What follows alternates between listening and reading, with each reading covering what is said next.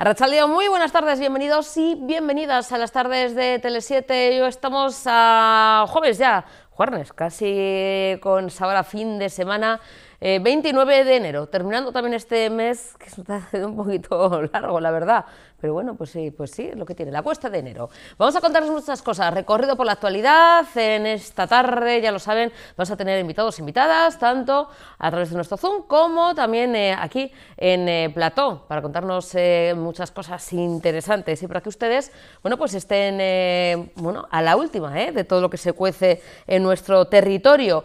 Bueno, imágenes de la jornada, bueno, esta misma mañana o casi cuando no había ni amanecido. EMBA es una de las organizaciones agrarias que, bueno, pues se han manifestado durante toda esta jornada para, bueno, pues junto con NUAGN, para, bueno, pues hablar de la situación de los baserris del campo. Hablan las organizaciones agrarias y quieren gritar alto y claro que, bueno, pues hablan de un vacío sanitario, exigen tanto las autoridades estatales como francesas, bueno, pues un mayor estricto control en fronteras, prohibir temporalmente la entrada de ganado francés por razones sanitarias, reivindican un sistema de ayudas directas a las ganaderías afectadas por, bueno, ya saben, ¿no? Bueno, pues la dermatosis y Mercosur, dicen en carne viva al sector ganadero. Como decimos, bueno, pues una manifestación, ¿no? De tractores, en este caso, bueno, pues con la tractorada, como decimos así, para reivindicar, como decimos, y proponer también, porque como decimos, también hablan de el agro seguro. La principal, como decimos, defensa y lo que se trata de garantizar es que el sector primario, pues bueno, pues tenga esas garantías. Estamos hablando de ese recorrido, de esa manifestación de los tractores, recorriendo los diferentes, uy, ahí en esa rotonda, complicado, recorriendo las diferentes calles, tanto en Vizcaya, bueno, a nivel estatal, como decimos, y bueno, pues en este caso hemos intentado poder, que entrarían en directo en nuestro Zoom, pero están, bueno, pues están todavía con movilizaciones y, como decimos, bueno, pues son imágenes de esta misma mañana. Vamos a escuchar, porque sí que nos, bueno, pues han ido enviando vídeos, sí que, bueno, como decimos, es una manifestación, es una reivindicación a nivel estatal, y vamos a escuchar a uno de los participantes. Se oye un poquito, así, porque bueno, ha sido, como decimos, ¿no? Grabado también con el móvil, nos lo han enviado porque no podían entrar en directo. Se pide esa defensa, ¿no? Del agro, de la ganadería, sobre todo la agricultura, es decir, el sector primario que, bueno, pues no lo está pasando nada bien y necesita más apoyo, más ayuda por parte de instituciones, como decimos, que no se les venda a cualquier precio. Vamos a escuchar a uno de los participantes en esta manifestación. Mercosur nos puede afectar, pero lo que nos puede hacer muy fuertes es conseguir que nuestro mercado, nuestro Mercosur de aquí, o sea, baserritarras, consumidores y la distribución, la gran y la pequeña distribución, hagamos un pacto de reparto de márgenes y consigamos traer al mercado el producto bueno y el precio normal. Bueno, pues a un precio normal, claro, es que ya es bastante complicado trabajar tanto en el campo, en la ganadería, para, bueno, poder mantener un mínimo, ¿no? Una calidad de vida mínima, o sea, ganarse, vamos a decirla, y llevar un plato caliente a la boca de sus familias, para que encima, bueno, pues se tiren los precios. Seguiremos hablando, a ver si podemos en algún momento, hoy ha sido una jornada complicada, pero a ver si pueden en alguna ocasión pues entrar, si no es hoy, a lo largo de la tarde, o si no mañana, entrar en directo para que nos cuenten también, pues, con más detalle sus reivindicaciones. Son ellos y ellas los que tienen la voz y los que tienen que comentar sus reivindicaciones, pero como decimos, bueno, pues diferentes calles de Bilbao, y no solo Bilbao, ¿no? Han ido recorriendo también, como decimos, bueno, en otros puntos del estado, bueno, pues esos tractores tomando la calle. Bueno, y seguimos con más actualidad. Euskadi consolida el despliegue de las zonas tensionadas en Guipúzcoa y declara Hernani, Tolosa y Lezo como nuevos municipios de mercado residencial tensionado. Con estas 3 incorporaciones, 14 municipios ya vascos, más de la mitad de la población, reside en zonas con medidas específicas para moderar precios, ampliar oferta asequible y movilizar vivienda vacía, de los que 10 se encuentran además en Guipúzcoa, territorio en el que se aplican los índices de referencia. El acto se ha celebrado esta misma mañana en el Ayuntamiento de Hernani y ha participado el consejero de Vivienda, Denis Itxaso, junto con los alcaldes de Hernani, Xavier Lerchundi, de Tolosa, Andu Martínez y Miquel Arruti, de Lezo. Habla Denis Itxaso que de los más de 30.000 contratos de alquiler vigentes actualmente en territorio guipuzcoano, más de 18.000 se localizan en zonas tensionadas. De ellos, más de 8.000 vencen a lo largo de este año, pero con esta declaración, dice, ofrecemos a las personas inquilinas la posibilidad de prorrogarlos, aportando así mayor seguridad y estabilidad en un contexto marcado por la carestía de la vivienda. Agradecer el compromiso que demuestran estos 3 municipios, que se suman al resto de municipios guipuzcoanos y vascos que ya se han declarado zona tensionada. No estamos celebrando nada, estamos reconociendo un problema, lo digo siempre. Y estos 3 municipios se suman a ese trabajo interinstitucional que pretende que salgamos cuanto antes de la zona tensionada. No se trata de permanecer en la zona tensionada, aun cuando por serlo va a generar algunos, digamos, beneficios, sino se trata de salir cuanto antes. Y la principal medida que han desarrollado estos 3 municipios es la elaboración de planes trianuales donde establecen las medidas concretas que van a llevar a cabo para salir cuanto antes del tensionamiento. La principal de ellas es construir nueva vivienda, y ahí saben que somos socios, somos aliados y somos colaboradores, siempre y cuando el suelo, que es la materia prima con la que se construyen las viviendas, nos lo pongan a disposición. En algunos casos, como en el de Lezo, he de reconocer que han pasado muchos años para poder llevar a cabo el proyecto de alojamientos dotacionales, como ha apuntado Miquel. A veces las cosas se complican, contratos que se rescinden, taludes que se deslizan, obras que se complican, ¿no? Pero estamos trabajando lealmente con el Ayuntamiento porque compartimos ese objetivo. También en el caso de de Tolosa, 192 viviendas que se van a empezar a construir dentro de 2 semanas, después de los carnavales.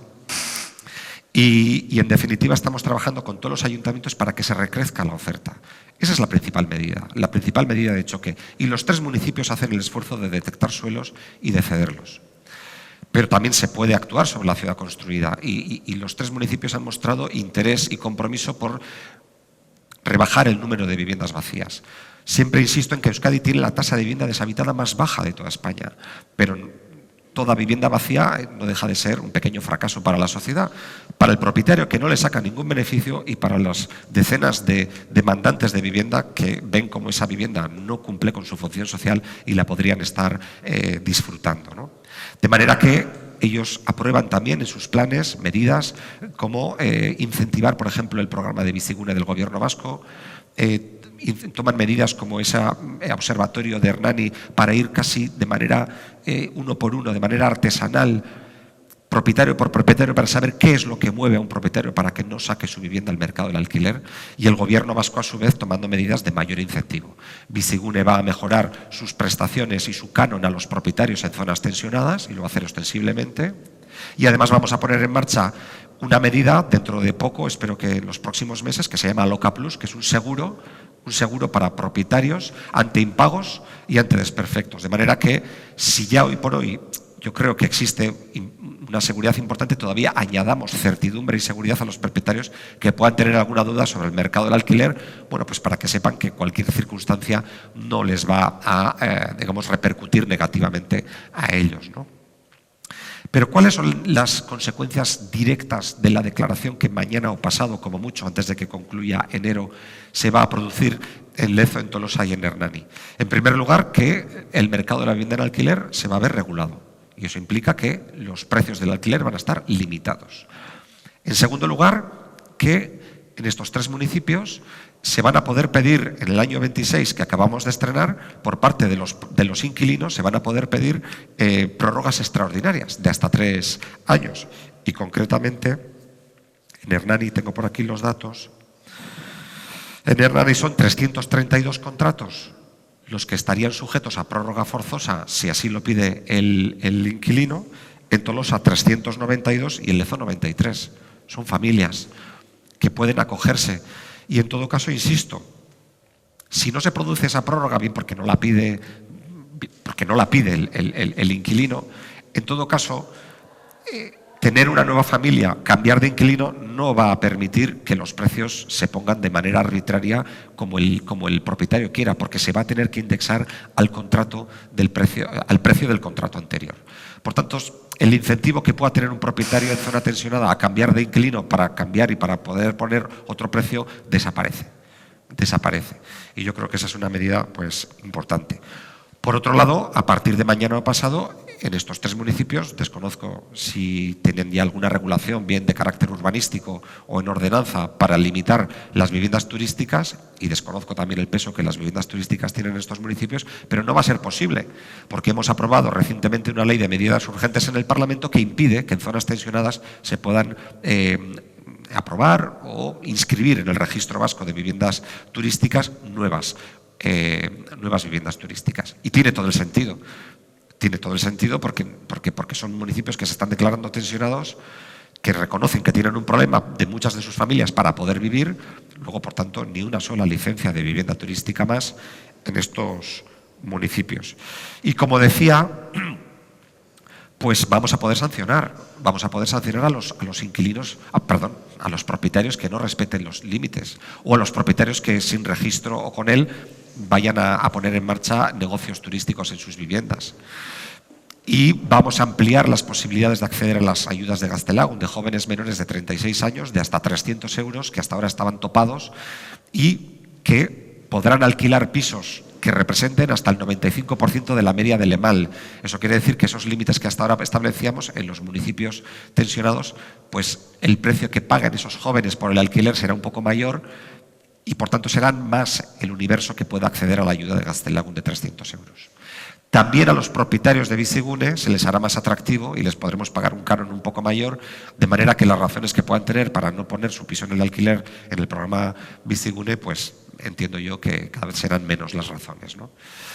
Bueno, siempre digo que estamos en posición de combate. Yo creo que hoy demostramos que es un combate colegiado y es un combate cooperativo y es un combate de las instituciones en su conjunto.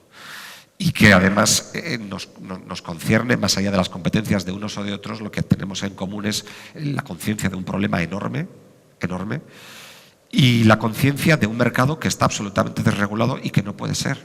Hoy tenemos una buena noticia de nuestros vecinos navarros.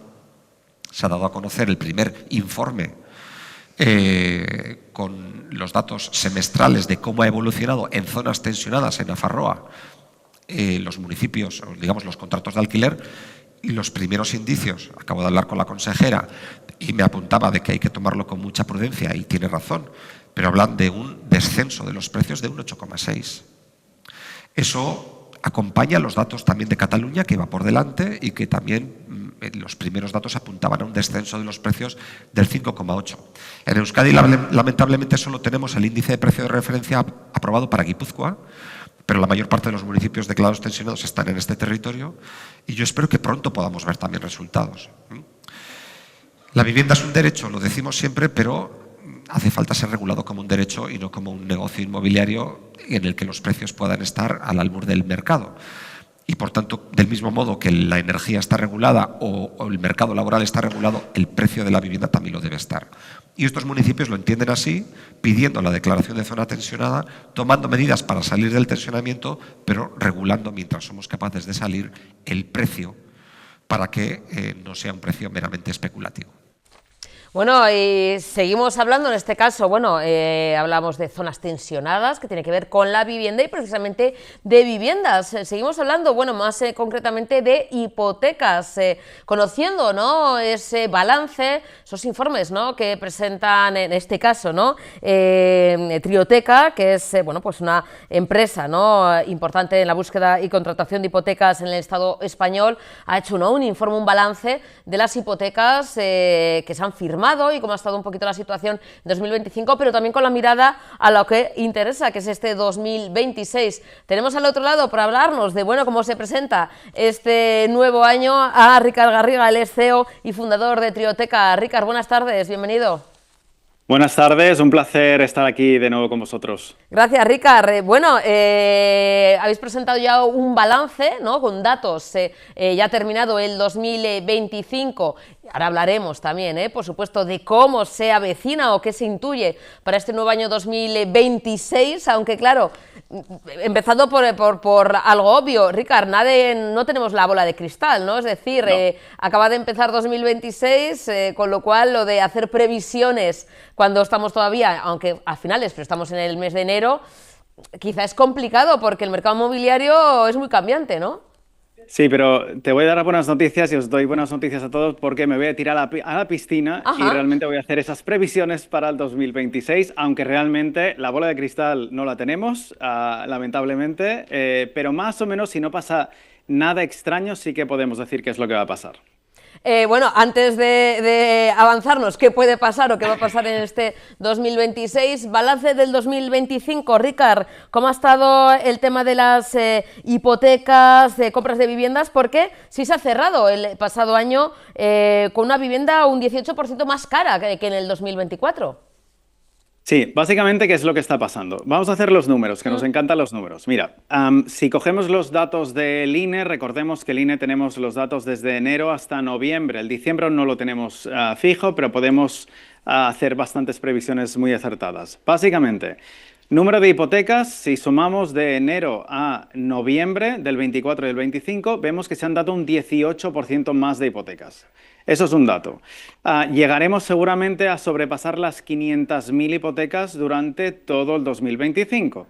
Y eso son los mejores números a nivel numérico de cuantía de los últimos 15 años. Por lo tanto, el mejor año fue el 2010 y ahora mismo pues no lo superamos. Pero, oye, hemos hecho los deberes muy interesantes. Cosas buenas y cosas malas para comparar. 2025. Actualmente en todo el Estado español se firman 2.005 hipotecas cada día. Eso es un dato. 2024 se firmaban 1.687, para tener un poco esta disyuntiva. En cambio, en 2010 se firmaban unas 2.400. Por lo tanto, bueno, lo cogemos con perspectiva. Siempre preguntan, ¿burbuja o no burbuja? No sé si lo tenéis preparado, pero... Burbuja inmobiliaria, eso es algo que siempre preocupa, ¿no? Porque es algo cíclico, es como cuando hablamos de, que no quiero aumentarlo mucho, no quiero llamar aquí, pero cuando hablamos de crisis económicas, son cíclicas, ¿no? Al final, cada cierto tiempo se van produciendo. Boom inmobiliario, burbuja inmobiliaria, de cuando daban hace unos años hipotecas a todo el mundo casi sin avales, sin ningún miramiento, a luego ser más restrictivas a la hora de dar hipotecas. Ahora vuelve a abrirse un poco el abanico. ¿Volvemos a ese escenario entonces, Ricard? Vamos a hacer con números para verlo mucho más interesante. Vamos al 2006, nos tiramos para atrás, momento en que, como comentabas, prácticamente te regalaban hipotecas, ¿no? Al 100%, 110, ¿no? Eso fue una aberración, evidentemente, y en esa época se daban más de 5.000 hipotecas al día. Importante. Hoy estamos en 2.000. Hablar de burbuja, estamos muy lejos de lo que realmente pasó. Pero si vamos al 2013, cuando todo reventó y no se daban hipotecas, conceptualmente ya era, vamos, plena crisis, en esa época se daban 792 hipotecas al día. Por lo tanto, de las casi 800 a las 5.000, hoy nos encontramos en 2.000.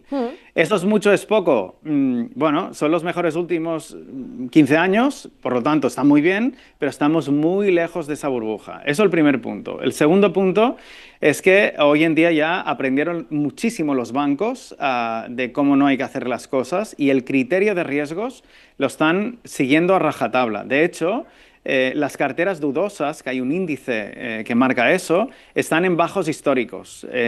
Para dar un dato, es que el 1,9% de las carteras son dudosas, el resto son perfectas. Por lo tanto, oye, parece que el crédito, por esta vez, si hay burbuja, por aquí no va a petar para nada. Tenemos un gran problema, y lo comentabais antes, de oferta y demanda. Esto es el punto. La oferta es la que es y la demanda lamentablemente es enorme y cada día crece más y aquí es cuando no casa. Empezamos el año en todo el Estado español dando hipotecas medias de 152.000 euros en enero y en noviembre del 25 estaban a 170.000. Por lo tanto, la hipoteca media en España ha subido un 12%. Lamentablemente, cuando la oferta es la que es y la demanda no para de subir, los precios suben. Y esto es macroeconomía, digamos, muy básica. ¿Por qué suben los precios y por qué la demanda no para de subir? Pues porque tenemos las segundas hipotecas más económicas de toda Europa. Por lo tanto, tenemos precios muy económicos. Recordemos, el español medio firma, según el INE, la fija la firma al 2,94. En empresas como Trioteca, que somos mayoristas, básicamente, las firmamos al 2,23. ¿Y eso por qué? Porque somos mayoristas y compramos muchas hipotecas, por lo tanto tenemos mucho más volumen que lo repercutimos en mejores precios. Este es digamos, el secreto que hay. Así que 2026, ¿cómo va a ser? Perdona, Ricard, Sí. una preguntilla. Adelante. Claro, hay mucha demanda, hay poca oferta porque, bueno, no hay apenas suelo, ¿no? Sobre todo en las grandes capitales, ¿no? Estamos hablando, por ejemplo, aquí a nivel Euskadi o Madrid o Barcelona. Es decir, hay zonas en las que, bueno, estamos hablando de que el mercado está tensionado, está saturado porque no hay vivienda nueva, porque cuesta encontrar, ¿no? esas casas y hay mucha demanda. Las viviendas están subiendo, ya nos comentarás el 2026, pero en cambio las hipotecas son hipotecas asequibles. Es decir, no sé, esto de que las viviendas son más caras, ¿no? Y alquileres más caros, pero en cambio ofrecen hipotecas más ajustadas, más baratas. Sí, las hipotecas al final están, a ver, de toda la vida hemos pensado que la hipoteca variable, que era como lo estándar antiguamente, iba al Euribor. Pero ahora actualmente las hipotecas variables no existen, prácticamente no se hace ninguna en España. La gran mayoría se están haciendo a tipo fijo. El tipo fijo, digamos, no mira el Euribor, lo mira de reojo, pero no lo mira. Mira otros índices como el IRS a 15 años, etc. Son otros derroteros. Y eso va muy ligado a lo que el Banco Central Europeo da cada X tiempo. Actualmente lo tendremos el mes que viene en febrero, que veremos si mantiene los tipos, si los sube, los baja. Todo apunta a que más o menos Europa estamos haciendo los deberes más o menos bien, más o menos, y vamos a tener un escenario de mantenimiento de tipos de interés, seguramente a corto plazo. A un poquito más de corto, lo que tiene más pinta es que el Banco Central Europeo suba tipos, y suba tipos de forma muy escueta, 25 puntos básicos, algo así. No esperamos grandes subidas, a no ser que pase nada a nivel internacional, que evidentemente siempre estamos con un ojo metido a ver qué es lo que va a pasar. Que puede influir, Si por no pasa ejemplo, nada, en las... yo te digo porque soy una de las que lamentablemente tiene hipoteca variable, Ricard. Lo sé. Y que estoy siempre, pues ya vamos, pues eso, apretando luego me los tienes que dientes. llamar sí o sí, que lo solucionamos, ¿eh? Esto no puede ser. Tenemos que hablar porque me toca la revisión en mayo, que parece que queda mucho, pero ya estoy vamos, apretando puños y demás. ¿De qué depende, no? Porque hablabas, ¿no? Bueno, pues parece que sí podrá subir, pero igual un poquito depende de guerras, depende, porque ahora vemos que el oro, por ejemplo, está subiendo muchísimo por quizá, no sé, conflictos. ¿Qué puede afectar a que una hipoteca o las hipotecas o los tipos de interés suban más o menos? Conflictos, Sí. guerras, el tema de la economía, porque vemos que el oro está subiendo muchísimo. Y los que no entendemos decimos, ¿por qué ahora de repente está subiendo el oro? Sí, básicamente pueden pasar muchas cosas, pero principalmente los tipos de interés están vinculados a si estamos haciendo los deberes o no a nivel de inflación. Esto es lo principal. Ahora bien, si de repente Trump, Putin, etcétera, hacen movimientos extraños, esto tiembla, no solo tiembla el Euribor, sino tiemblan los tipos y tiembla absolutamente todo el mundo. Por lo tanto, cuando hay incertidumbre, lo normal es poner el freno. Y poner el freno significa esperar y ver. El tema del oro es algo bastante puntual, pero bueno, es valor refugio, ¿no? Que teóricamente piensa mucha gente, otra gente piensa que no. Pero bueno, lo que está pasando al final es que cuando hay incertidumbre, mejor no hacer demasiados movimientos. Ir a lo seguro, ¿no? Ir a lo seguro y poca cosa más. Por lo tanto, si teóricamente descartamos esas opciones, que esperemos que nunca pase nada de esto, y nos focalizamos en la inflación. Si estamos bien, más o menos haciendo bien los deberes en Europa, y vemos que en Europa cada país hace los deberes como puede, y lo que cuenta teóricamente es el conjunto. Entonces, como conjunto estamos haciendo bien los deberes. Parece ser que sí, unos países mejor que otros, así que no creo que nos regañen demasiado desde Europa, y así que teóricamente los tipos se van a mantener. Así que el Euribor, y respondiendo a tu pregunta, si el año pasado fue bastante estable, tampoco empezamos en el 2.5 del Euribor de enero del 25 y terminamos un poquito por debajo al 2.3, por lo tanto, más o menos. El Euribor no se tendrá que mover demasiado. Seguramente en verano acabará subiendo un poquito, por eso que las hipotecas fijas en verano acabarán subiendo un poquito. Pero, repito, hoy en día hipoteca fija al 2,23 que tenemos nosotros, la media, por lo tanto tenemos firmamos más baratas y más caras, y el Euribor hoy está al 2,25. Por lo tanto, por eso las hipotecas variables antiguamente se hacían muchas, hoy en día nadie las hace. Previsiones para este 2026, entonces ya se ha apuntado, Ricard, el tema de esa subida, posible subida, aunque nos esperemos que no sea, pero bueno, sí es que sea muy poquito del tema de las hipotecas variables, del Euribor, pero el tema de la vivienda, ¿se va a encarecer? ¿Va a seguir subiendo en este 2026, como hemos visto, que a finales de 2025 pues la vivienda cada vez es más cara? Pues voy a dar una respuesta gallega y depende. Depende de varios factores, pero me voy a mojar, no os preocupéis que me mojo. Mójate, Ricard. ¿Qué es lo que vemos? Lo que hemos dicho, seguramente a corto plazo los tipos de interés se mantienen, seguramente antes del verano tendremos una pequeña subida de 25 puntos básicos siempre y cuando no pase nada. Por lo tanto, yo creo que este año, y creemos que será bastante de estabilidad, un poquito creciente hacia final de año. Esto uno.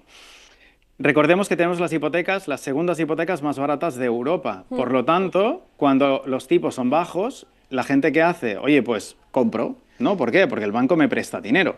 Cuando los tipos suben, la gente pone el freno y dice, espérate que el banco no me da tanto dinero como antes. Por lo tanto, ¿qué podremos ver? Que ese crecimiento de las hipotecas que vemos, ¿no? Un 18% más que el año anterior, seguramente en el 26 vamos a tener mejores números que en 25, pero no creemos que sean tan buenos como esta subida al 18%. Por lo tanto, se firmarán un poquito menos de hipotecas que este 25. El crecimiento no será tan grande, pero superaremos las 500.000 hipotecas seguro. Lamentablemente, eso significa que la oferta es la que hay. No se espera que se entreguen millones de pisos, ni muchísimo menos. Por lo tanto, la demanda es la que es, y esa demanda hay que saciarla. Y la única opción es que las familias acaben pagando más. Y eso, lamentablemente, es lo que todo apunta a que ocurra. Ahora bien, País Vasco, comunidades autónomas españolas, pues sobre todo en España se tiene un poco la llave y la tienen las comunidades autónomas. ¿Por qué? Por el famoso ITP. El ITP, recordamos que es el impuesto que pagan las familias al comprar un inmueble de segunda mano.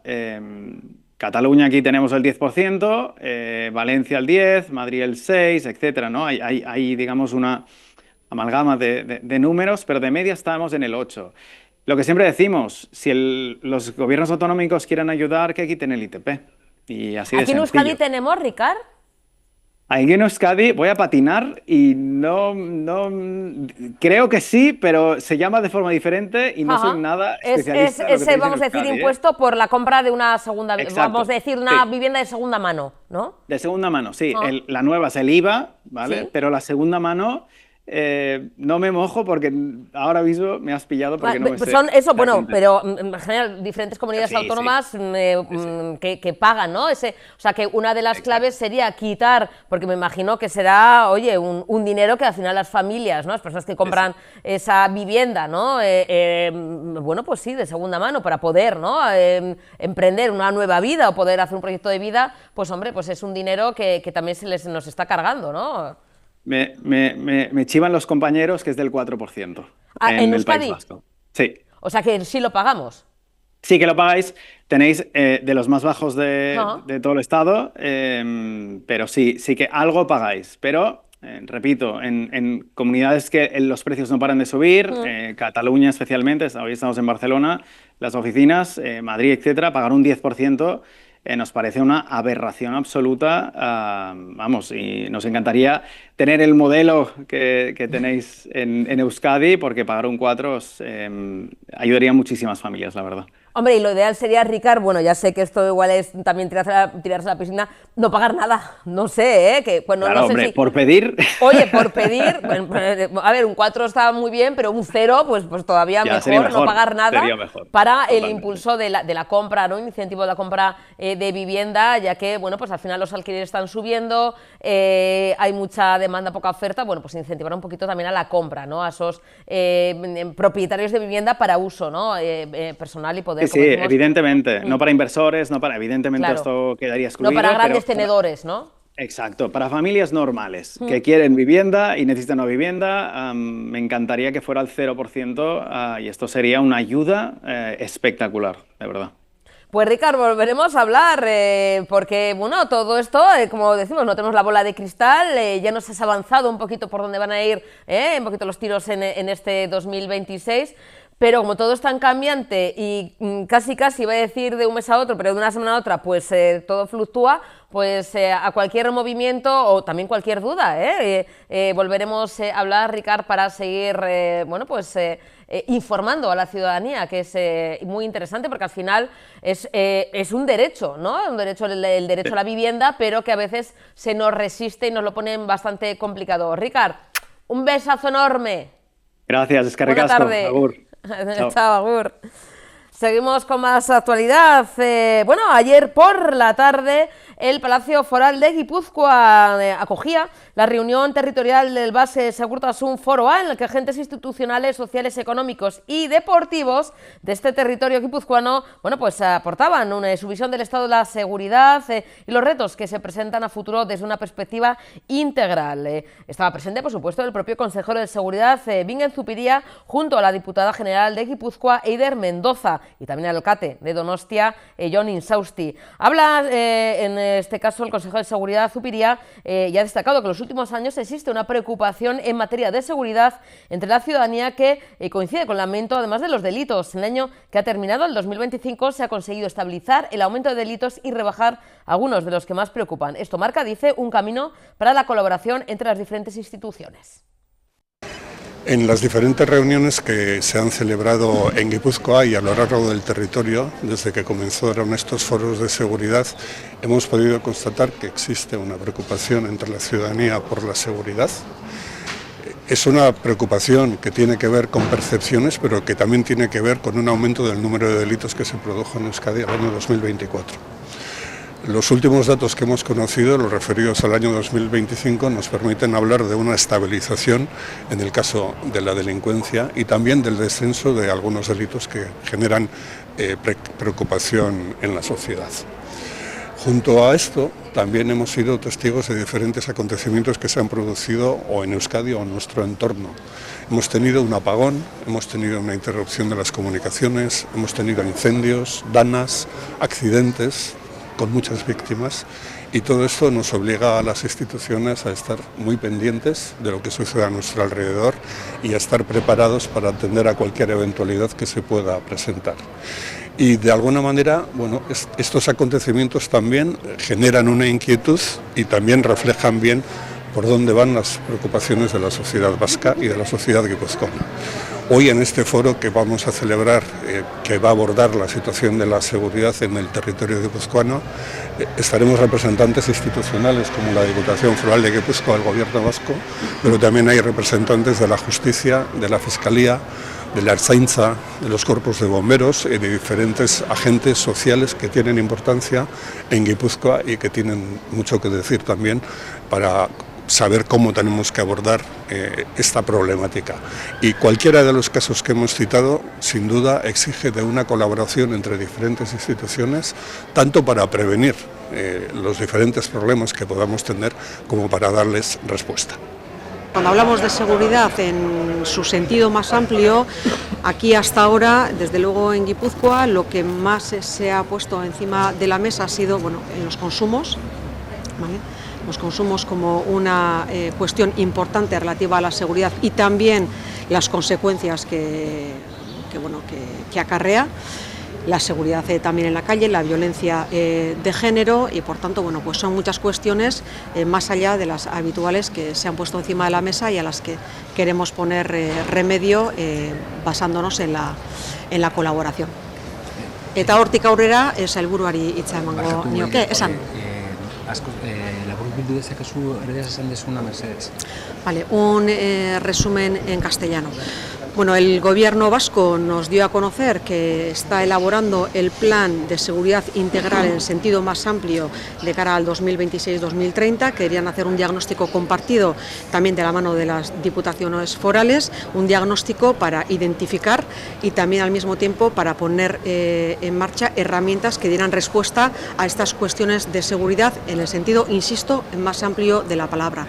Hoy es la sesión número 14 de las que se han celebrado, se han identificado muchas cuestiones que son preocupación de la ciudadanía. En Guipúzcoa una parte muy importante de la ciudadanía considera que la seguridad es una de sus mayores preocupaciones, por tanto se está haciendo frente a esta cuestión con un diagnóstico compartido, insisto, y con un plan que va a elaborar el Gobierno vasco mediante la colaboración con la Diputación Foral de Guipúzcoa, entre otras instituciones, y por tanto la valoración es muy positiva al respecto. Más allá de la reflexión compartida que se está haciendo, que está siendo interesante también para luego poder aplicar, ¿por qué no?, también en otros ámbitos.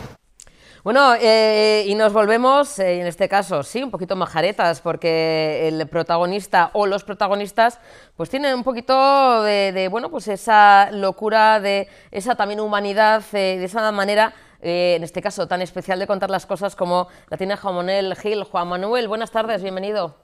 Hola, buenas tardes, ¿qué tal? Bueno, Juan Manuel, uno de los autores más originales, con una propuesta, en este caso majareta, tan diferente, porque no es una novela al uso, o sea, no sé si etiquetarla como novela o un compendio de relatos, de testimonios sobre, bueno, creemos que el protagonista, que es este conserje, Majareta, pero realmente es una novela muy coral. Sí, es muy coral, es un pedacito de vida. Yo creo que recoge los testimonios que explican una vida, ¿no? Porque para explicar cualquier vida, para tratar cualquier identidad, es necesario escuchar un montón de voces, de puntos de vista, de verdades, de mentiras, de contradicciones. Y eso es lo que he procurado. Y como la vida tiene una buena parte de locura, una buena parte de majareta, pues me parecía interesante tratarla desde esa pluralidad. Juan Manuel, Majareta, uno de los protagonistas, Leo Almada, que es este conserje de colegio, que tras décadas de dedicación, bueno, le invitan a jubilarse. Hay mucha gente que dirá, oye, pues estaríamos deseando, ¿no? Eso es algo bonito, ¿no? Disfrutar de una prejubilación, pero en su caso no lo toma de la mejor manera posible. No se lo toma de la mejor manera posible, es más, se lo toma muy mal, muy mal. Así que decide cometer un acto que va a conmocionar no solamente al colegio, sino a todo el barrio. Por eso es tan importante aquí esa multitud de voces. Hace algo en el que los principales afectados son los alumnos, y eso va a hacer que los padres se echen a temblar, porque el corazón se les encoge. Todos creen saber la verdad, todos creen tener la razón de por qué ha llevado a cabo esto, pero en realidad lo que tiene esa es una versión, no es la verdad. Quizá el más idóneo para saber la verdad es el el lector cuando tiene conocimiento de este caleidoscopio de voces. Sí, porque claro, son diferentes voces, testimonios, puntos de vista que se van formando, completando ese rompecabezas, ¿no? Para conocer mejor a este personaje, conocido como el Majareta, ¿no? De ahí el título de la novela, pero conocer también a estos personajes, ¿no? Porque cada uno pone su impronta, depende de lo que cuenta, de lo que narra o cómo lo narra. Sí, estos testimonios nos van a permitir conocer quién es este hombre, quién es este tal Leo Almada, qué ha hecho con esos alumnos y por qué lo ha hecho. Pero también nos permite conocer a cada uno de los personajes que cruzan esta novela, estas páginas, desde una curandera, un espiritista, un chofer de autobús, un policía, un periodista, es de lo más granado, ¿no? Todos ellos van a contar un pedazo de su vida y es que realmente todos creemos llevar dentro una novela, así que me parecía un acto de generosidad y de justicia construir una novela a partir de esos personajes que siempre han defendido allá donde han ido que su vida podría ser materia novelable. Juan Manuel, pero aunque sea de manera así en la sombra, pero tú también apareces, ¿no? No sé si dentro, ¿no? O como relator, ¿no? En esta novela, Majareta. Sí, aparece mi sombra, por decirlo de alguna manera. Es el escuchante de todos estos testimonios que en un momento determinado, sobre todo después de las anteriores novelas en las que yo era realmente el protagonista de esas novelas, pues decidí tener un acto de generosidad y darle el protagonismo a los personajes que me han dado tanta alegría, por otro lado, porque creo que es la novela con la que más me he divertido, que me ha hecho soltar no solamente sonrisas, sino también carcajadas durante el proceso de escritura. De tal modo que tenía la sensación de que si yo estaba sintiendo eso durante la escritura, quizá tenía alguna opción de que lo sintiera también el lector. Y bueno, y ahora pues estamos en ese punto en el que vamos a comprobarlo.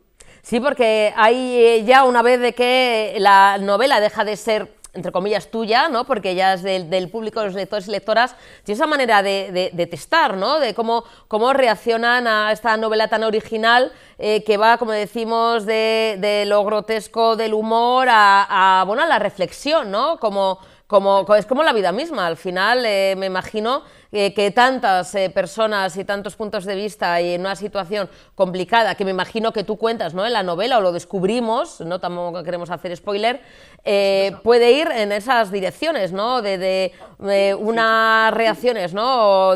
Bueno, pues vamos a decir, ¿no? Más irónicas o desde lo grotesco a realmente aceptarnos, ¿no? En el tema a la hora de leer, ¿no? La novela. Sí, tú lo has dicho muy bien, es un pedazo de vida. Me gustaría por lo menos que algunos cuando explicaran esta novela dijeran eso, que es un trozo de vida, porque tiene esa capacidad de ser inseparables tanto el humor como el dolor. Me parece que son dos caras de una misma realidad. Quizá en aquellas tragedias, en aquellos tormentos, aquellos dolores, es donde realmente cobra mayor sentido el sentido del humor. Creo que en ese sentido lo más interesante o lo que a mí más me interesa del humor es que me permite acercarme a los tormentos sin abrasarme, sin llegar a erosionarme en ello, sin que me paralice. Desconfío de esas novelas que se olvidan del humor para hablar de los grandes temas de la vida, porque en los grandes temas de la vida siempre hay sentido del humor. Juan Manuel, me imagino que te lo habrán preguntado en un montón de entrevistas que llevas ahora de promoción, porque tú además de escritor eres, ¿no? Sigues siendo profesor, y te habrán preguntado si has conocido al personaje de Leo en algún momento como conserje. Bueno, a ver, en exageración, pero habrá, no sé, ¿has cogido alguna pincelada de alguna persona real o es totalmente ficción? Bueno, yo es que lo primero que aprendí cuando empecé en la docencia y entré por la puerta de un instituto era que la persona con la que mejor tenías que llevarte, a la que más tenías que cuidar, era la del conserje, porque tiene las llaves de todas las aulas, no solamente eso, sino que además tiene las llaves de todos los corazones, de todos los secretos, de todas las intimidades. Es como el portero de un edificio, se sabe todos los dimes y diretes, ¿no? Es como el portero, ¿no? Que sabe todo lo que hoy se cuece en una comunidad de vecinos, como en las series, pues el conserje o la conserje también, ¿no? Hay que llevarse bien porque se sabe todos los dimes y diretes. Yo al conserje lo respeto más que al director o directora de un instituto. Es decir, y claro, y me di cuenta de que esa importancia que tiene en la vida diaria de un colegio, de un instituto, un conserje, era materia muy novelable. Es decir, ¿qué pasaba si yo le ponía la lente literaria a un conserje? Pues esto, un auténtico disparate, una locura, algo que es capaz de conmocionar a un grupo de vecinos y de no saber explicar por qué demonios ha ocurrido.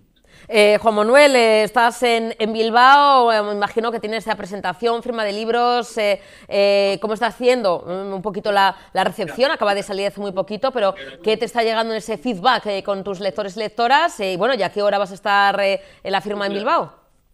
Pues sí, hoy tengo charla, presentación y firma de libro en Bidebarrieta. A las 7 me acompaña Galder Reguera.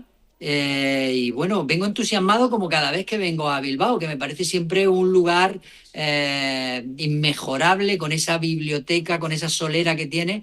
Y yo lo que pretendo en esta presentación, sobre todo, es trasladar el entusiasmo que me ha traído a escribir esta novela, porque creo de verdad que es trasladable al entusiasmo que pueden sentir leyéndola, porque es una novela que no habla solamente de mi barrio, sino que habla fundamentalmente de tu calle, de tu piso, de tu zona, la zona donde tú vives, la gente con quien te relacionas. Es una novela muy extrapolable a la vida del lector.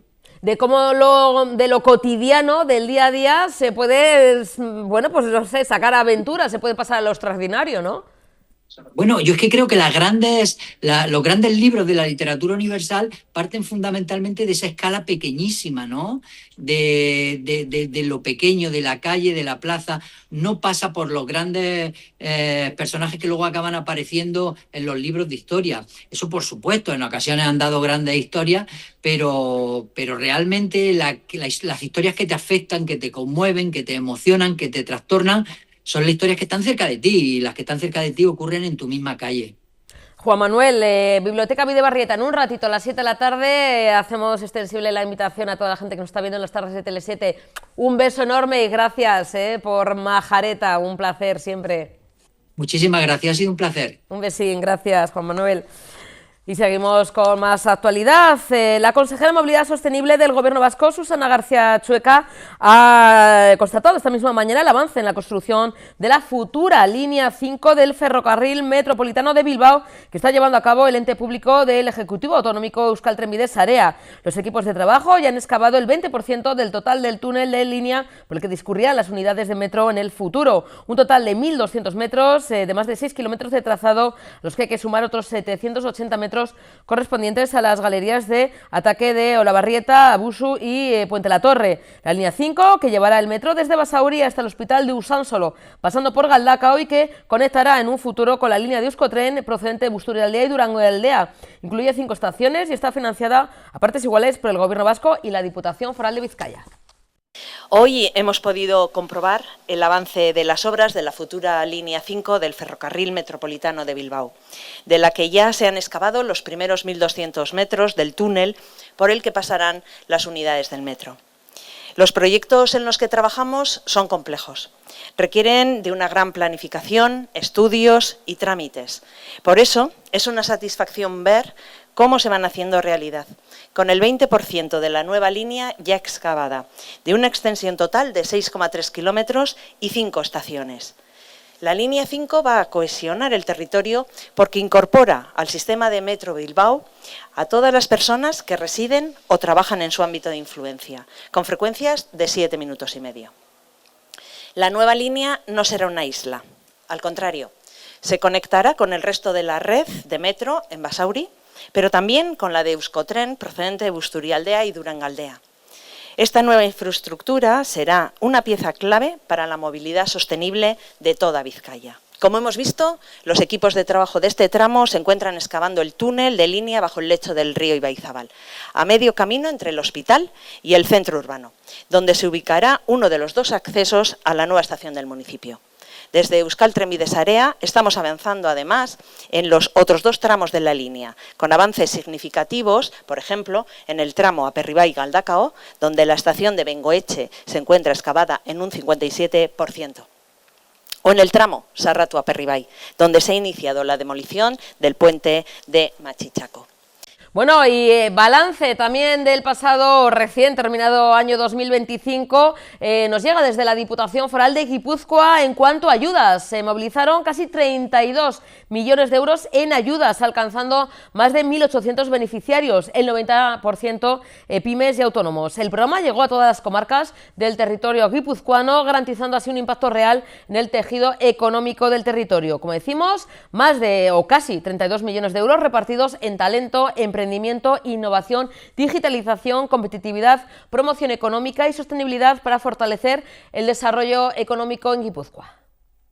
Las ayudas, que dependiendo cómo se contabilicen, ¿no? Porque antes estaba haciendo una cuenta rápida, podrían llegar a ser prácticamente 40 líneas o sublíneas, porque si cojo el paquete Obetzen hay 3 sublíneas debajo, en persona, en empresa que hay otras 3 sublíneas debajo, pero desde luego supera en cualquier caso las 30 líneas y puede rozar, si contabilizo las sublíneas, a 40, ¿no? ¿Qué es lo que hay detrás de cada una de ellas en el bloque de personas, en el bloque de talento, y sobre todo, bueno, conseguir generar que tengamos organizaciones, empresas atractivas para esa atracción de talento, que a su vez trabajen en un entorno, en una cultura empresarial innovadora, diferente, motivadora, me atrevería a decir. El ámbito del emprendimiento incidía en que todas estas cifras que tenéis aquí son ayudas concurrenciales, pero que de forma directa han llegado a las empresas y emprendedores, que eso no quiere decir que el Departamento de Promoción Económica y Proyectos Estratégicos haya destinado exclusivamente 1.654.000 al caso de emprendimiento, sino que hay otra serie de partidas vinculadas tanto al funcionamiento propio de BIC, de los proyectos estratégicos, etcétera, que puedan tener incidencia en esta área. En el ámbito de innovación, veis que más allá de acompañar a los agentes de la Red Vasca de Ciencia, Tecnología e Innovación que tenemos en Guipúzcoa, se hace especial hincapié en que nuestras pymes adopten modelos innovadores, vayan insertando dinámicas de innovación, de tecnología, etcétera. Paquete de digitalización e industrialización. El paquete de competitividad muy amplio, ahí hacía alusión a todo lo que es mejora, vinculado a mejora financiera, productiva, comercial, crecimiento, internacionalización, es todo lo que hay debajo de ese paraguas. En promoción económica, sobre todo, estarían las sectoriales, ¿sí? Tanto las dirigidas al ámbito de la artesanía, que es competencia propia de esta Diputación Foral, estarían también las dirigidas a transportistas, estarían las sectoriales dirigidas a asociaciones que representen intereses de autónomos micropymes, y incidía, porque yo creo que era una novedad importante del 2025 también, la puesta en marcha de una convocatoria específica para el sector del pequeño comercio, a través, en este caso, de las asociaciones que lo representan, ¿no? Y por último, el bloque vinculado a la economía verde, sostenibilidad, reto también, al igual que la transición digital, importante para las pymes del territorio. Realmente capilariza a lo largo de todo el territorio y en todas las comarcas esta cantidad que se ha puesto a disposición de las empresas y agentes económicos, y que realmente, bueno, sobre todo aquí, en una primera instancia, en un primer vistazo, nos puede llamar la atención la parte ocupada por la capital, por Donostia, en cuanto a distribución de fondos, ¿no? Y daba la explicación de que realmente no tenemos que olvidar que muchos de los agentes económicos, muchas de las asociaciones, ponía por ejemplo, ¿no? o la propia Cámara, otra serie de instituciones, agentes económicos que trabajan para todo el territorio, tienen sede central en Donosti, con lo cual a la hora de computar ese beneficiario dónde está, a nosotros la cifra y la cantidad lo vamos a computar a Donostia. Eso no quiere decir, obviamente, que su actuación exclusivamente se ciña ahí, ¿no? Y luego lo que hacía era en euskera hacer una comparativa y decir, vale, también es interesante saber cómo repercute en cuanto al número de trabajadores que tiene la comarca, porque uno es el valor absoluto. Si os fijáis, aquí quizás el caso más reseñable es el caso de Urola Garaia, ¿vale? Si yo cojo el caso de Urola Garaia, veréis que tiene el menor porcentaje de tarta, al 3%, pero a su vez, luego si vengo a las tablas, lo que veréis es que si normalizara ese dato, y normalizar ese dato lo que viene a decir es que calculo, analizo qué número de trabajadores hay en cada una de las comarcas y distribuyo esa cantidad destinada a la comarca por el número de trabajadores, por el número de puestos de trabajo que está generando esa comarca.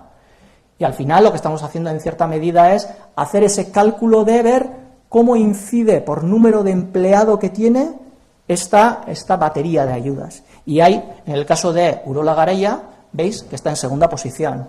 Eso lo que indica es que mayormente estas ayudas tienen ese foco específico de pyme y mayormente de pyme industrial, más allá de que haya unas convocatorias específicas y concretas que están más sectorizadas, más segmentadas y que tienen un objetivo pues más concreto, ¿no? Mayormente ese programa que fue absolutamente rediseñado conjuntamente con el trabajo de diferentes agentes, empresas, etcétera, y puesto en marcha a lo largo del 25, tenía 4 objetivos muy claros, ¿no? Uno, que tenía que dar respuesta real a las necesidades, transiciones, problemática que tenía la pyme, el tejido industrial empresarial guipuzcoano. 2, que tenía que estar muy accesible, tenía que ser muy fácil de entender, muy fácil de gestionar, que rápidamente pudiéramos dar respuesta a ellos y que fuera flexible y cercano. Y cuando citaba flexible, sobre todo me refería a esa capacidad de poder adaptarse a situaciones no previstas, ¿no? Porque lógicamente cuando publicamos ese programa de ayudas, ¿qué íbamos a saber? Que a las pocas semanas y a los pocos meses se iban a producir 2 episodios importantes de inundaciones en 2 comarcas guipuzcoanas, ¿no? En 2 comarcas o en 2 zonas, porque la primera de ellas afectó tanto a Urola Garaia como a Goierri, en la zona de Gaviria, en la zona de Ezkio, etcétera, etcétera, y la segunda quizás más concentrada en la zona de Ibarra, Belaunza, en la zona de Tolosaldea, ¿no? Y ahí lo que conseguimos es activar rápidamente una convocatoria específica de ayudas que en cierta medida, pues bueno, diera respuesta a aquellas necesidades urgentes que tuvieran las empresas en aquella circunstancia y en aquel momento, ¿no? Haya sido un año importante el 2025 de cara a que se hayan podido inaugurar o se haya podido poner en marcha iniciativas que hayan tenido especial reflejo desde el ámbito económico, ¿no? Citaba el caso de la inauguración del centro móvil, citaba la inauguración del ordenador cuántico en Ibaeta, que estoy seguro que van a ser piezas clave importantes en el desarrollo económico de Guipúzcoa y que también redundarán en la pyme guipuzcoana, pero no obstante ponía también en valor el despliegue de estos 32 millones de euros, ¿no? 31,9 millones de euros.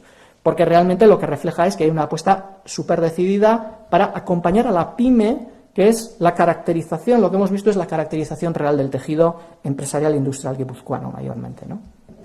Que es cierto, y que absolutamente no voy a obviar, que vivimos en un momento de incertidumbre económica brutal, donde realmente la geopolítica tiene una incidencia como la que no haya tenido nunca a lo largo de la historia, que realmente yo tengo la sensación de que miramos un paisaje en el que van pasando nubes, van creciendo nubes, van desapareciendo y al final dar respuesta, ¿no? O sea, tener un plan estratégico como los de antaño, yo creo que bastante difícil tener un plan de gestión a un año también, ¿no? O sea, prácticamente porque te tienes que adaptar a cada una de las necesidades y requisitos y de las circunstancias que pueden suceder en cada momento, ¿no? Pero no obstante, lo que venía a decir es que la economía, o sea, la fotografía general de la economía guipuzcoana, y vuelvo a decir que cada vez que sacamos un fotograma o una foto, puede ser que haya alguna persona, haya alguna empresa, haya algún sector más tocado, pero que en general esa fotografía, en cuanto a tasas de exportación, en cuanto a generación de empleo, en cuanto a tasa de desempleo, etcétera, etcétera, bueno, es buena, ¿no? Yo creo que tenemos que mirar el tema con optimismo. Realmente creo que los retos son grandes, pero las oportunidades también ahí están. Creo que tenemos que seguir trabajando, creo que tenemos que ser innovadores, creo que tenemos que luchar para diferenciarnos, para destacar en ámbitos concretos, en determinados segmentos en la actividad económica europea y, por qué no, mundial.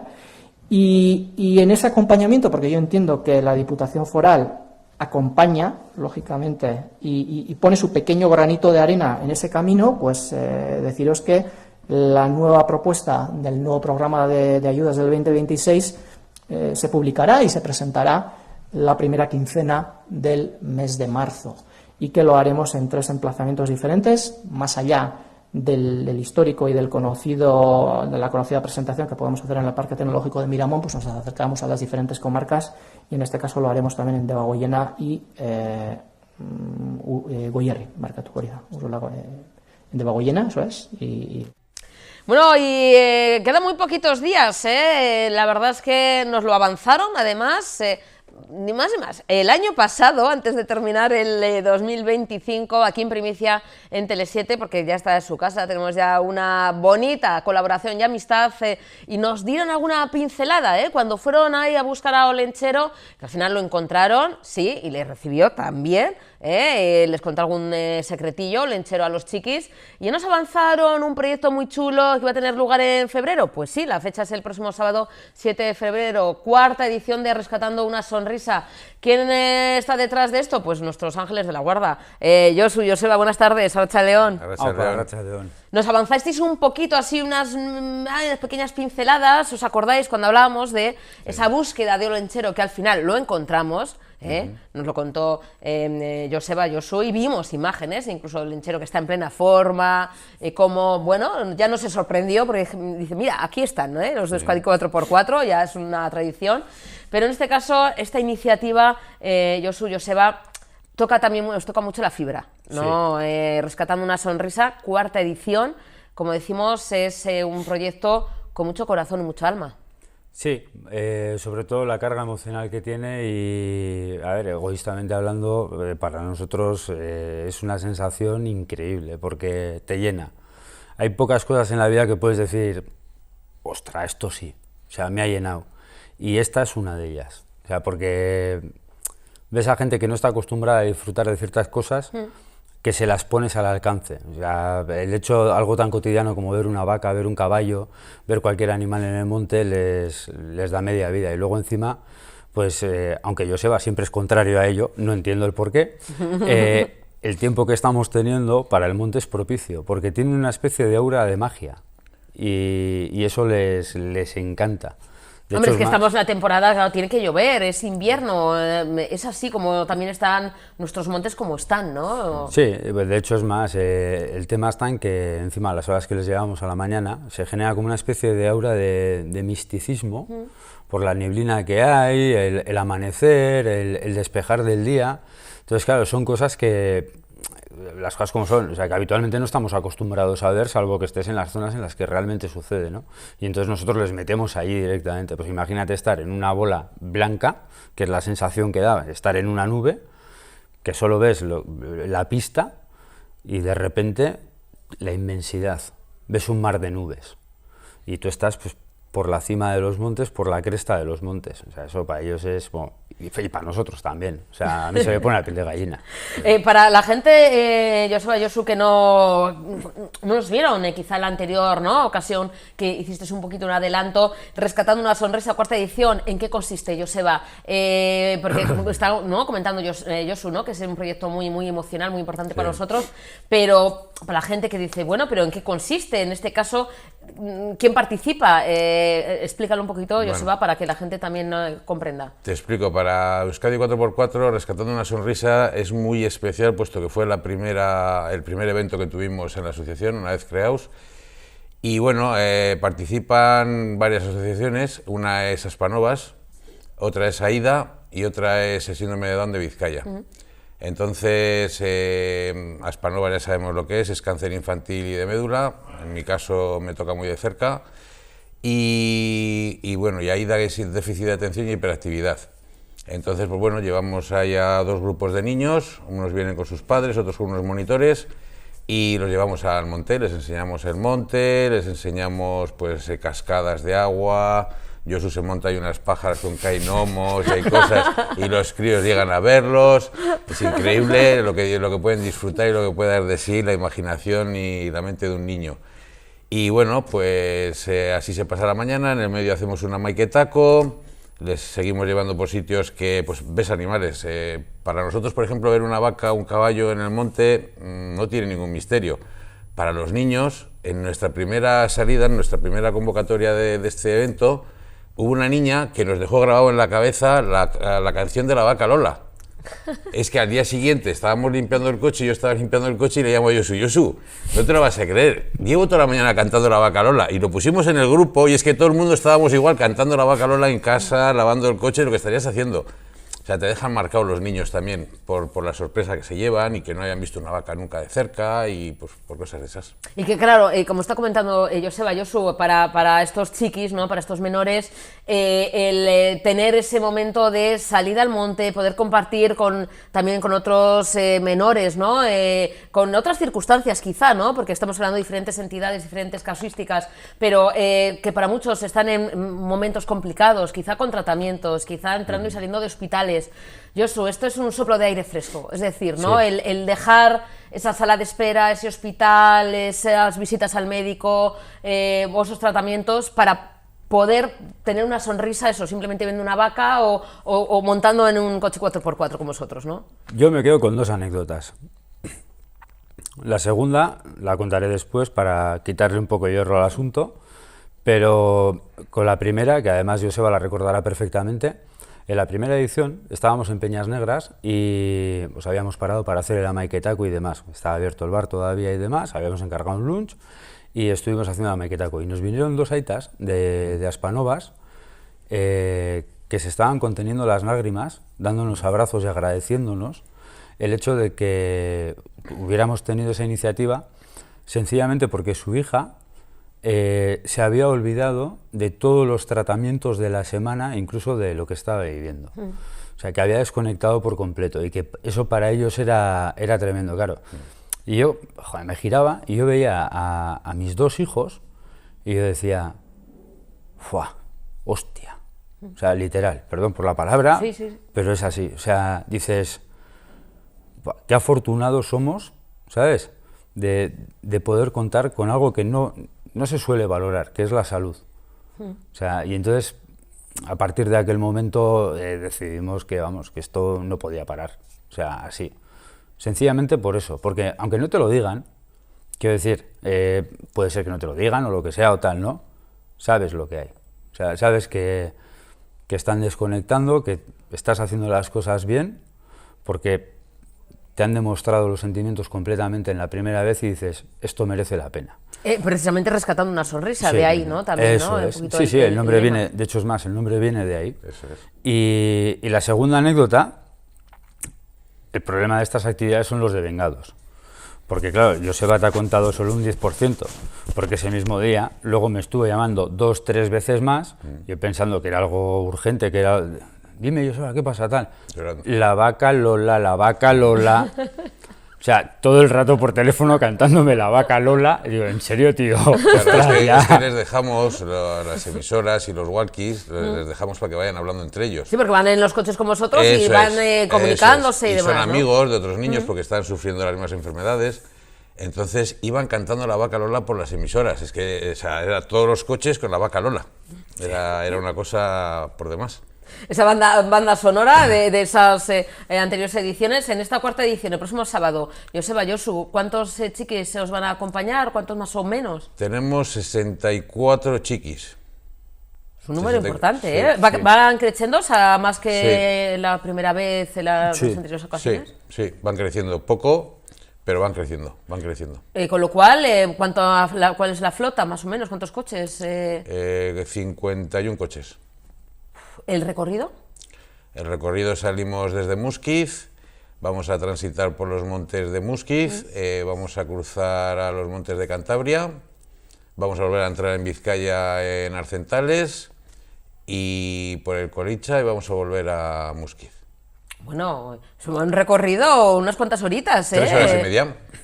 Nosotros somos de hacer rutas de 3 horas y media, que equivalen a unos 80, 90 kilómetros más o menos por monte. Y bueno, hay gente que hace 300 metros en 3-4 horas. Nosotros nos presta más lo otro.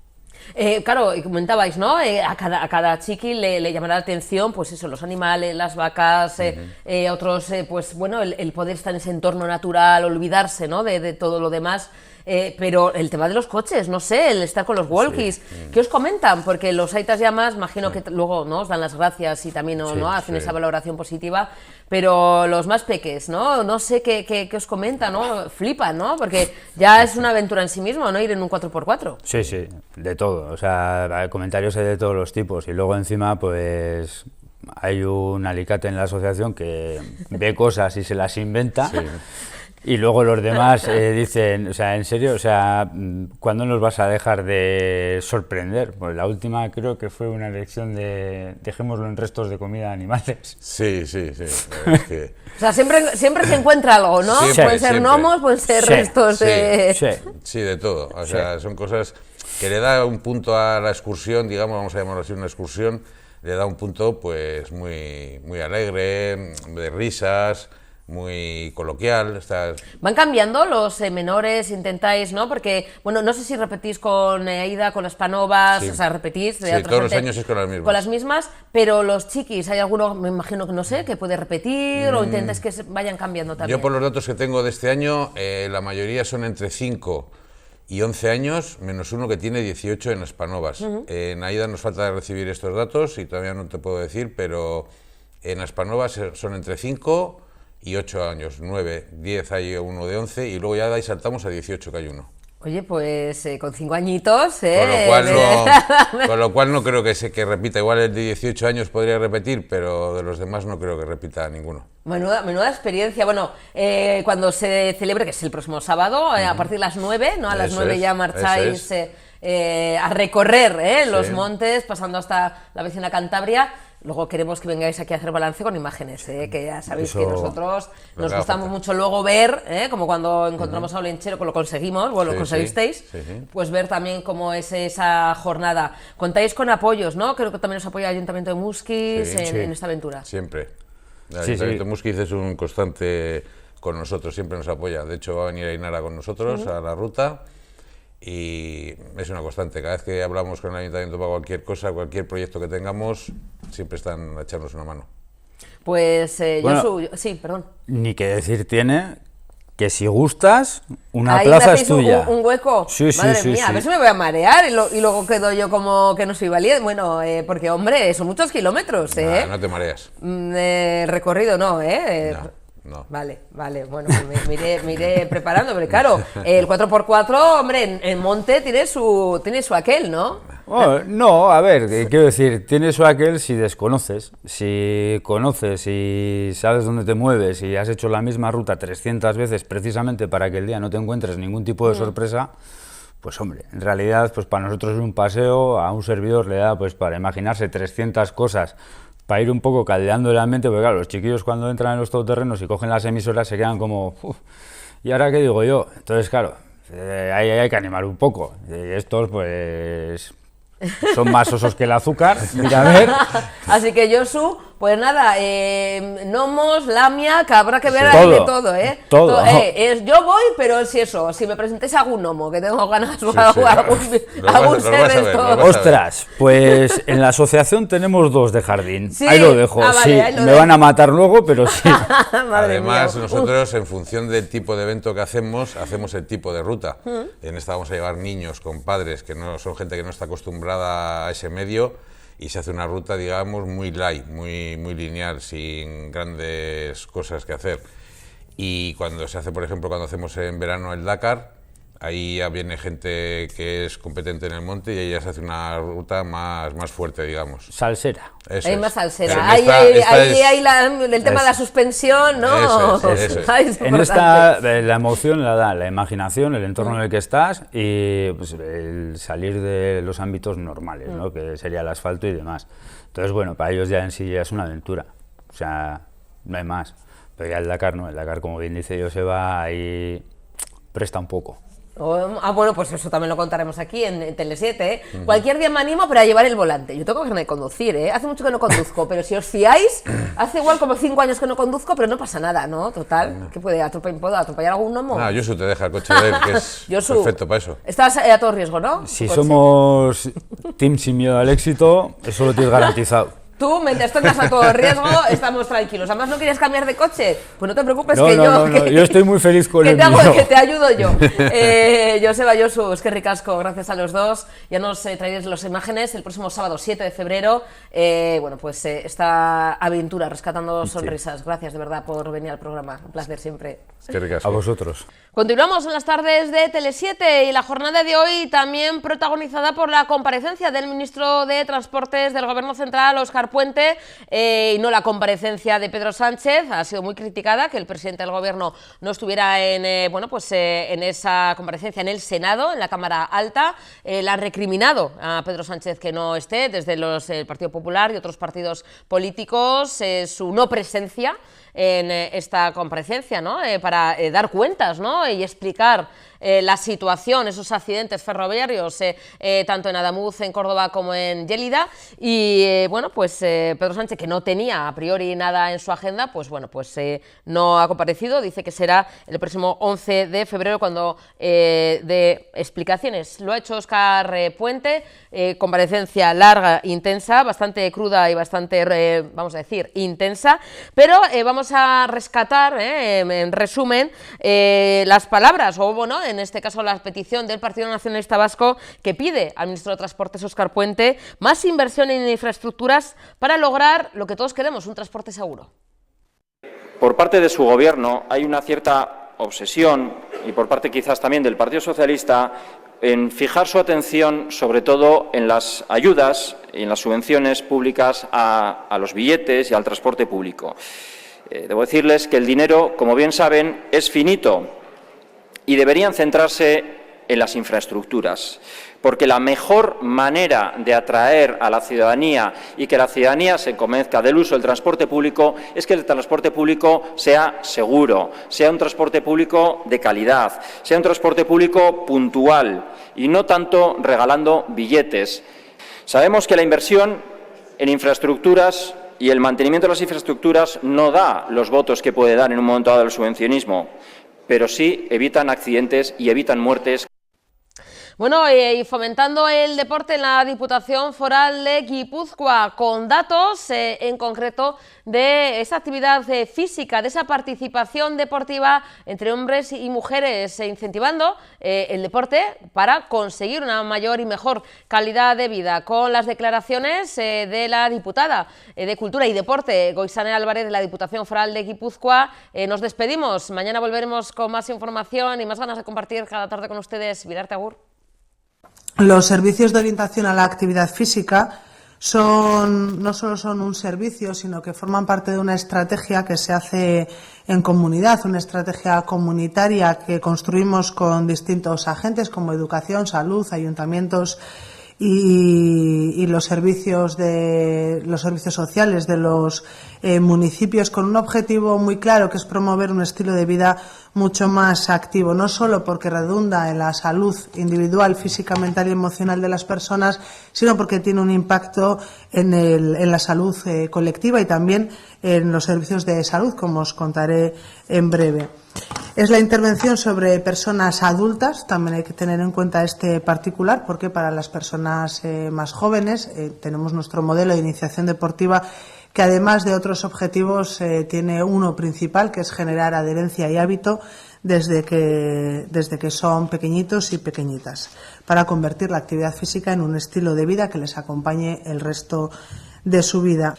Si vamos al análisis de los datos de perfil de usuarios y usuarias por sexo y edad, el 66% son mujeres, el 34% son hombres.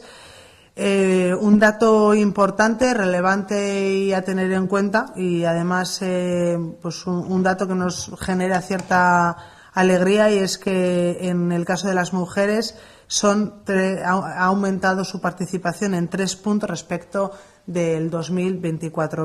En cuanto a lo que se refiere a las edades, el 61% son mayores, 66% son mayores de 60 años.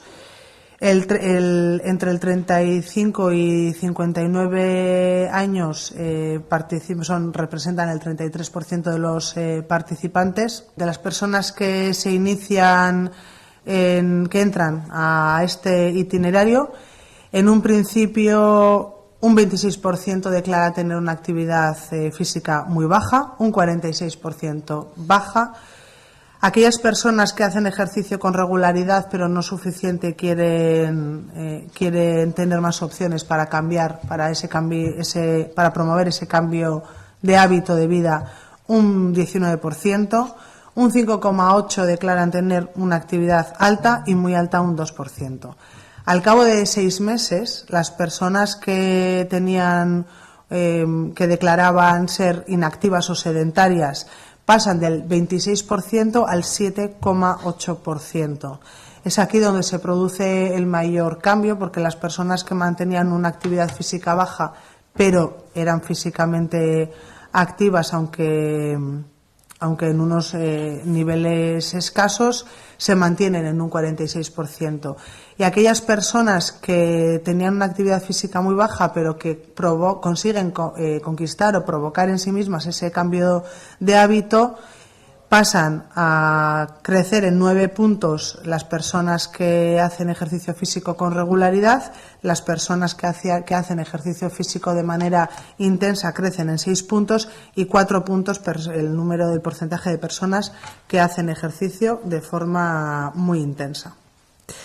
Este dato es importante porque nos apunta a que tenemos que seguir trabajando en una estrategia para favorecer la actividad física en las mujeres, con esa estrategia ampliada y esa combinación entre los servicios de orientación a la actividad física y la estrategia Mujeres Activas, tal y como acabamos de hacer recientemente en Irún, porque aunque a los 6 meses el 27% de las personas, casi el 30% según Osakidetza, el 27% según nuestros datos más concretos, consiguen provocar en sí mismas ese cambio de hábito de vida y pasar de ser sedentarias a ser personas físicamente activas, el porcentaje de mujeres que provocan ese cambio es un 4% menor que el de los hombres. Esto teniendo en cuenta que el 66% de las participantes o de los participantes en el programa son mujeres, pues significa que a lo largo del tiempo todavía tenemos mayor dificultad por distintos motivos para mantener un estilo de vida físicamente activa frente a los hombres. La verdad es que al margen de todo lo positivo que ya de por sí tiene el proyecto para sumar a personas inactivas, como comentaba Isane, ¿no? Sobre todo a mujeres inactivas al mundo del deporte, relacionarlo con la salud, también creemos que es de vital importancia, aunque en los últimos años sabemos que esto ha dejado de ser una moda para convertirse en algo que está totalmente probado y que sabemos el bien que le hace el deporte a la salud, sobre todo en personas adultas sedentarias. En ese sentido, pues como decía anteriormente, no teníamos ninguna duda que ese proyecto también lo teníamos que realizar en Irún. La verdad que pues los dos caminos que ha tomado el servicio están siendo muy satisfactorios.